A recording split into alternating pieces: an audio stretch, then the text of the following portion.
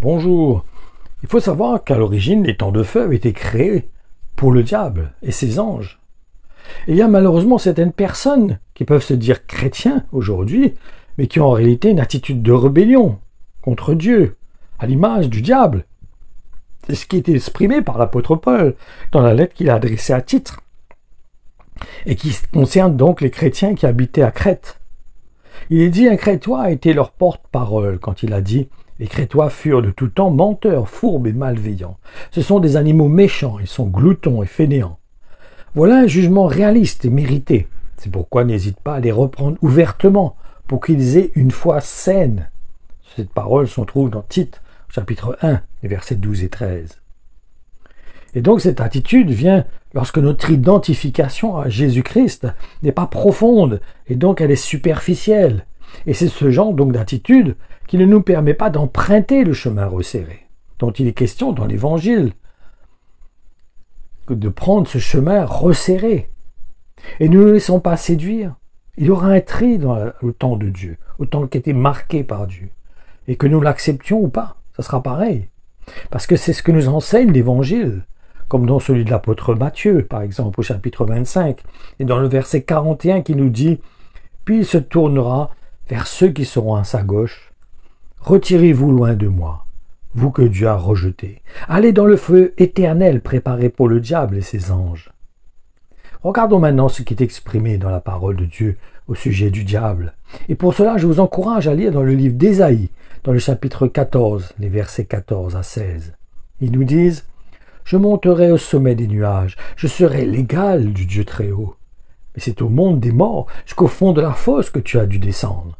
Ceux qui t'y voient venir t'observent attentivement, ils te regardent fixement. Est-ce bien ça, demande-t-il, l'homme qui faisait trembler la terre, mettait à mal les royaumes ?»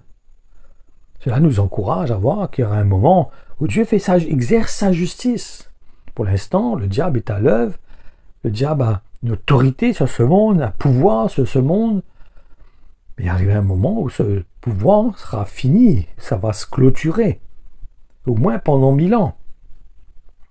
Et regardons à présent l'attitude de Jésus-Christ. Pour cela, nous allons lire dans l'évangile de Matthieu, au chapitre 26, les versets 53 et 54.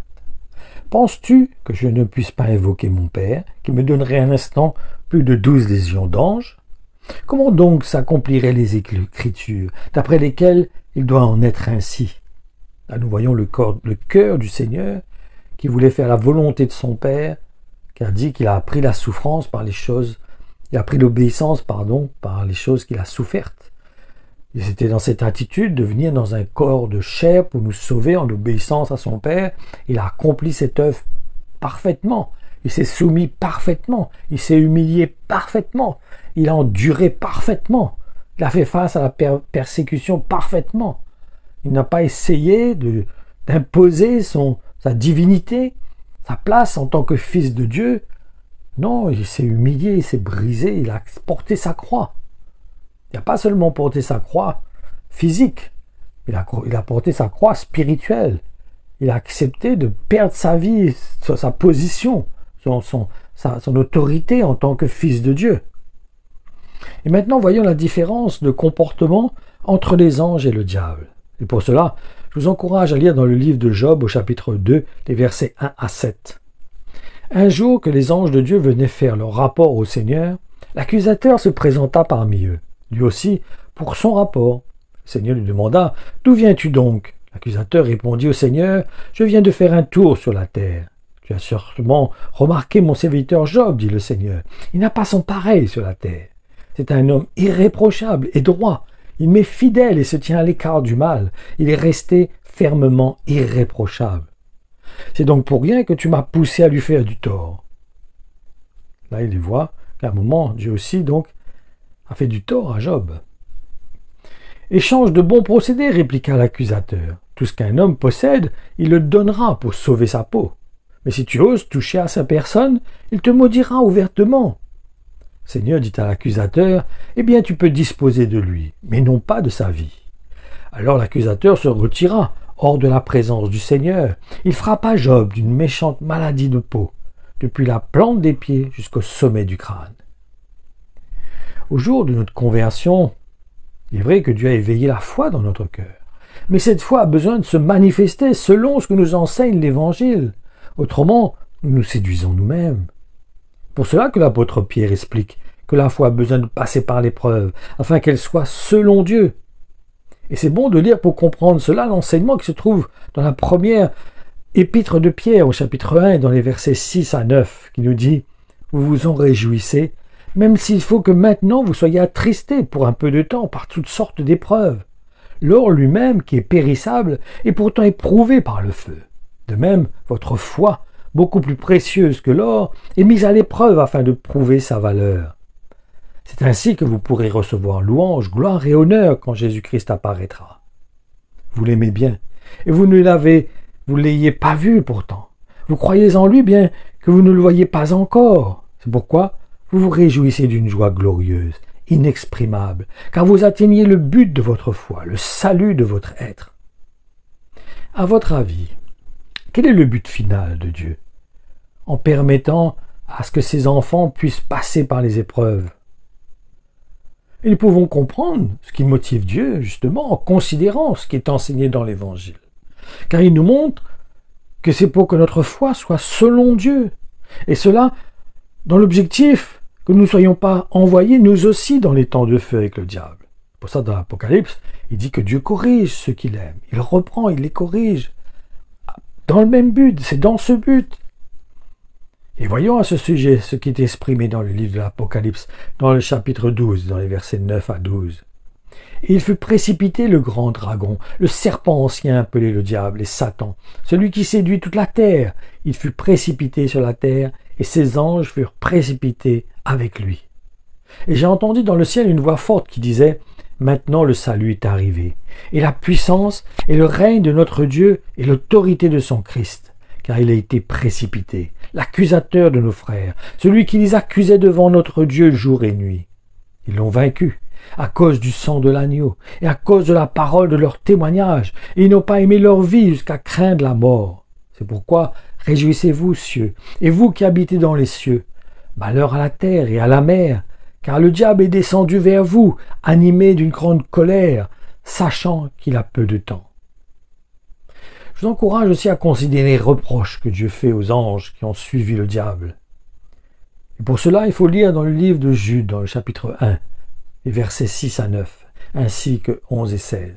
Il est dit « Souvenez-vous également des anges, qui au lieu de conserver la souveraineté et la dignité qu'ils avaient reçues de Dieu, ont déserté leur demeure céleste. Dieu les garde au fond des ténèbres, liés par des chaînes perpétuelles pour le grand jour du jugement où ils seront condamnés.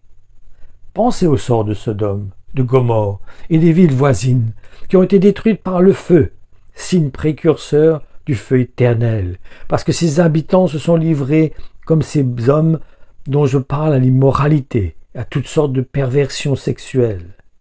Leurs ruines sont là, comme un avertissement permanent pour tous. Eh bien, ces individus font de même. Leurs rêveries et leurs visions les emmènent à déshonorer leur propre corps par des actes immoraux. Ils ne reconnaissent pas l'autorité du Seigneur au-dessus d'eux. Ils lancent des insultes aux puissances célestes. Pourtant, rappelez-vous que l'archange Michel lui-même, lorsqu'il contestait avec le diable et lui disputait le corps de Moïse, se garda bien de maudire son ennemi ou de proférer contre lui un jugement insultant. Il se contenta de dire que le Seigneur te punisse. Malheur à eux, ils marchent sur les traces de Caïn. Ils sont tombés dans l'erreur parce qu'ils se sont laissés prendre à l'appât du gain. Comme Balaam, ils trouvent leur ruine en se révoltant comme Corée. Leur présence à vos repas fraternels est une constante menace pour les autres participants. Ils ne songent qu'à se régaler sans vergogne.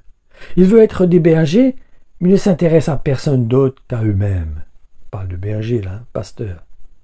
Ils sont semblables à des nuages chassés de ci, de là, par les vents, mais qui ne donnent pas de pluie. Des arbres qui, même à la fin de l'automne, n'ont encore donné aucun fruit, parce qu'ils sont morts et déracinés. Ils ressemblent aux vagues furieuses de la mer qui rejettent l'écume de leur propre impureté. Ce sont des étoiles filantes détournées de leur cours, qui jettent un éclat vif et passager avant de sombrer pour toujours dans l'obscurité des ténèbres, à laquelle ils sont voués.